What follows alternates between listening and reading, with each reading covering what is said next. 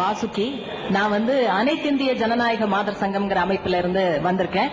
முதல்ல இப்படிப்பட்ட ஒரு கேள்வி பதிலுக்கான விவாதத்துக்கான ஒரு கூட்டம் ஏற்பாடு செய்யப்பட்டதுங்கிறது எனக்கு ரொம்ப சந்தோஷமான விஷயம். அதுக்காக என்னுடைய அமைப்பின் சார்பாக இதை ஏற்பாடு செஞ்ச மண்ணடி ட்ரஸ்டுக்கு என்னுடைய வாழ்த்துக்களை தெரிவிச்சுக்கிறேன். எங்களுடைய அமைப்பை பற்றி ஒரு சில வார்த்தைகள் சொல்லிட்டு எனக்கு இருக்கக்கூடிய கேள்விகள் ஒரு சில ஆலோசனைகளையும் சொல்றதுக்கு கொஞ்சம் டைம் எனக்கு கொடுக்கணும்னு கேட்டுக்கிறேன். எங்களுடைய மாதர் சங்கத்தை பொறுத்த வரைக்கும் ஜாதி, மதம், இனம், மொழி இதுக்கெல்லாம் அப்பாற்பட்டு பெண்கள் பாதிக்கப்படும் போது குரல் கொடுக்கக்கூடிய அமைப்பு. ஒரே ஒரு உதாரணம் சொன்னா எங்க அமைப்பை பற்றி உங்களுக்கு எல்லாம் தெரியும்னு நினைக்கிறேன். அது புதுக்கோட்டையில பிரேமானந்தாங்கிற ஒரு இந்து சாமியார் பெண்களை கேவலப்படுத்தினப்போ அந்த பாதிக்கப்பட்ட பெண்களுக்காக குரல் கொடுத்தது எங்களோட அமைப்பு. அதே மாதிரி கன்னியாகுமரியில ஜான் ஜோசப்னு சொல்லி ஒரு கிறிஸ்துவ பாதிரியார் கரிஸ்மேட்டிக் சென்டர்ங்கிற பேர்ல பெண்களை கேவலப்படுத்தினப்போ அதுக்கு எதிராக குரல் கொடுத்தது எங்களுடைய அமைப்பு. திருநெல்வேலியில மீரான் மைதீன்கிற முஸ்லிம் இனத்தை சார்ந்தவர் ஆசிரியர் பயிற்சி பள்ளி நடத்தி அதுல இருக்கக்கூடிய பெண்களை கேவலப்படுத்தினப்போ அந்த பெண்களுக்காக குரல் கொடுத்தது எங்களோட அமைப்பு. அதனால எங்களுடைய அமைப்பை பொறுத்த வரைக்கும் ஜாதி மத இனத்திற்கு அப்பாற்பட்டு உண்மையாகவே பெண்கள் அடிமட்டத்தில் இருக்கக்கூடிய பெண்கள் எங்க பாதிக்கப்பட்டாலும் குரல் கொடுக்கக்கூடிய அமைப்பா இருக்கும். ரெண்டாவது, எங்க அமைப்பை பொறுத்த வரைக்கும் இந்திய நாட்டில் நடக்கக்கூடிய விஷயங்களை பற்றி எங்களுக்கு ஒரு நிலைப்பாடு இருக்குங்க. உதாரணமா இந்தியா எப்படி இருக்கணும்ங்கறத பத்தி எங்களுக்கு சில ஆழ்ந்த அபிப்பிராயங்கள் உண்டு. இந்தியாவில் எல்லா மதத்தை சார்ந்தவர்களும் எல்லா மொழி பேசக்கூடியவங்களும் இத்தனை வருஷமா இருந்திருக்கிறாங்க, கூடி வாழ்ந்திருக்காங்க, சகோதரர்களா இருந்திருக்காங்க, சகிப்புத்தன்மையோட இருந்திருக்காங்க. அந்த மாதிரியான பன்முகத்தன்மை கொண்ட பல்வேறு கலாச்சாரங்களை உள்ளடக்கி இருக்கக்கூடிய ஒரு நாடாக இந்தியா தொடர வேண்டும் அப்படிங்கறதுதான் எங்களுடைய நிலைப்பாடு. கடந்த காலத்துல பாபர் மசூதி இடிக்கப்பட்ட போதும் அதை ஒட்டி இந்தியாவில் பல இடங்கள்ல இஸ்லாமியர்கள் குறிவைத்து தாக்கப்பட்ட போதும் அதற்கு எதிராக குரல் கொடுத்தது எங்களுடைய அமைப்பு.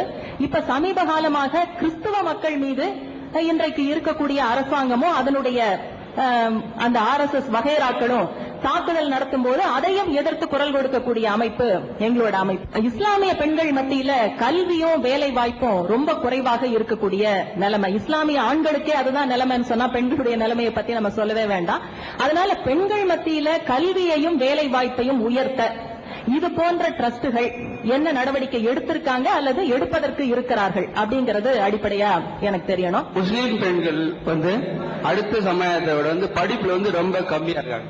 படிக்க மேக்சிமம் கேட்டேன், நிறைய பேர கேட்டேன். நான் 10th வரைக்கும் படிக்க வைப்பேன், இல்லடா 8th வரைக்கும் படிக்க வைப்பேன், அதுக்கு மேல முடியாது அப்படின்னு. இது என்ன காரணம்?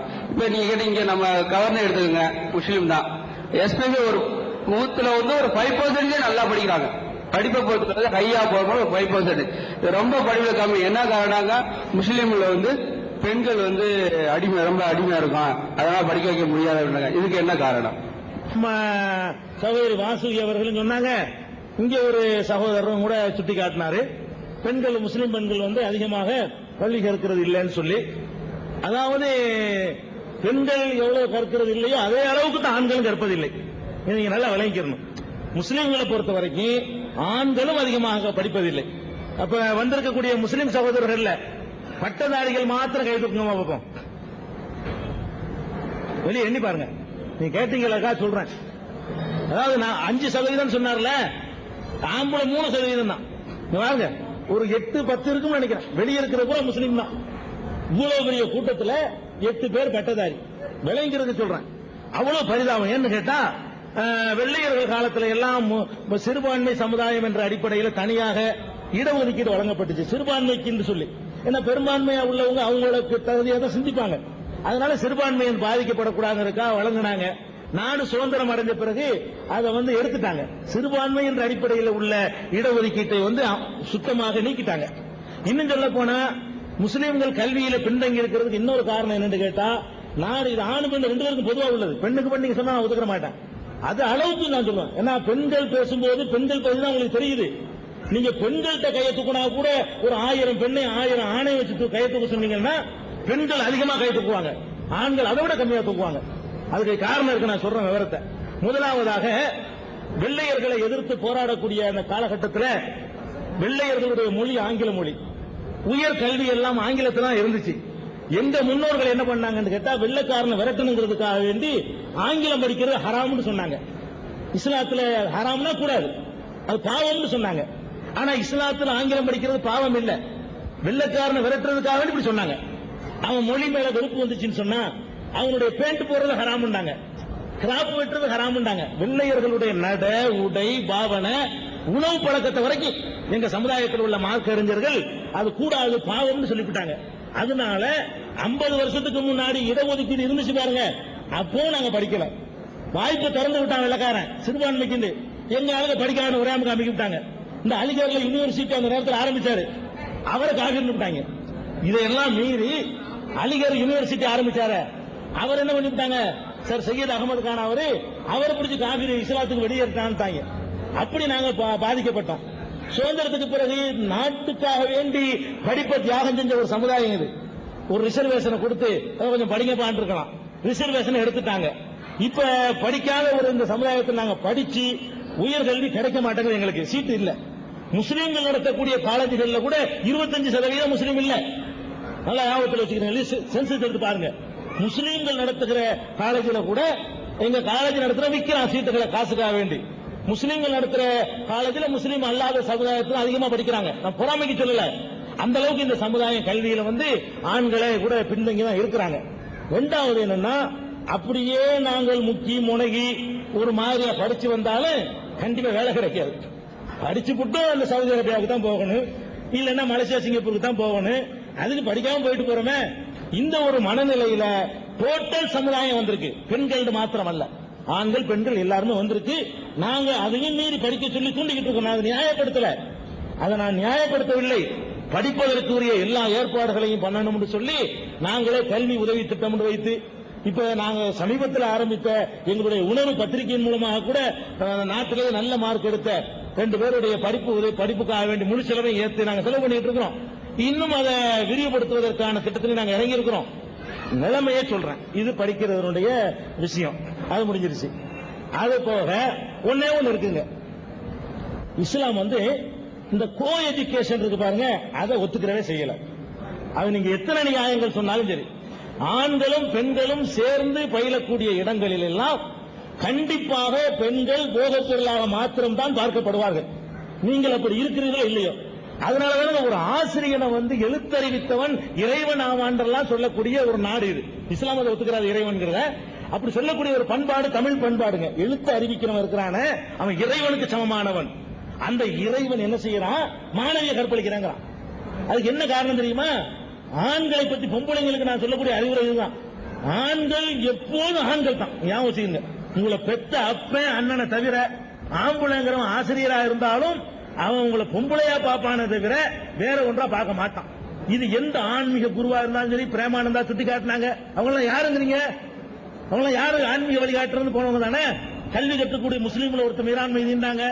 அப்புறமேல ஜான் ஜோசப்னு சொன்னாங்க. யாரா இருந்தாலும் சரி, நானா இருந்தாலும் சரி, நீங்களா இருந்தாலும் சரி, எவரா இருந்தாலும் சரி, ஆண்கள் என்பவர்கள் இந்த விபரீதத்தை பெண்கள் புரியணும்.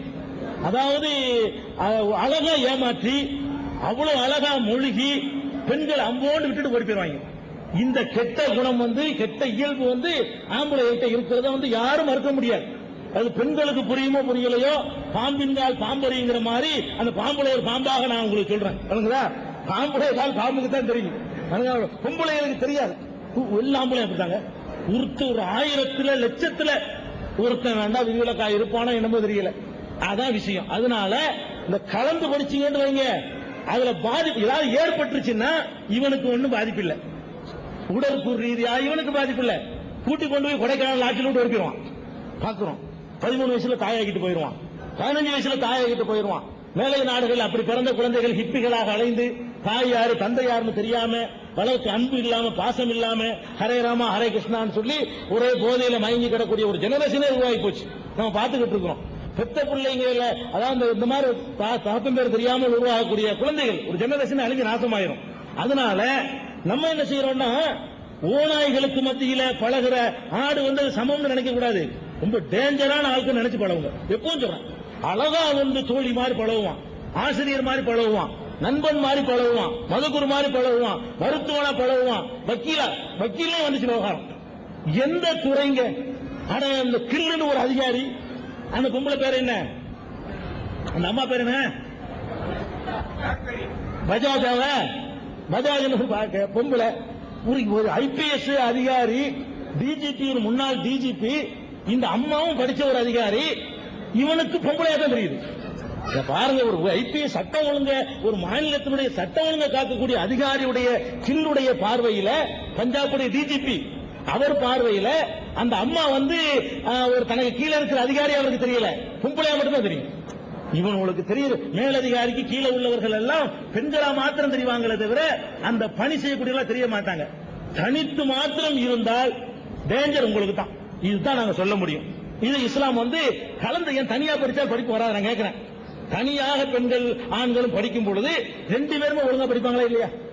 ஒரு பாலர் இன்னொரு பாலரை ஈர்க்கக்கூடியவர்களாக இருக்கிறார்கள். அதிகமாக பெண்களால் ஆண்கள் ஈர்க்கப்பட்டு போயிடுறாங்க. இதுல தனித்தனியாக படித்தால் இன்னும் கொஞ்சம் கவனமா, இன்னும் கொஞ்சம் விவரமா படிக்க ஏறுமா ஏறாதா? ரெண்டு பேரும் சேர்ந்து படிச்சாதான் ஏறுங்கிறீங்களா நீங்க? அதை இஸ்லாம் ஒத்துக்கிறலங்க. இதனுடைய நியாயங்களை நீங்க ஏத்துக்கிறீங்களோ இல்லையோ, இஸ்லாம் தெளிவா மறுக்குது.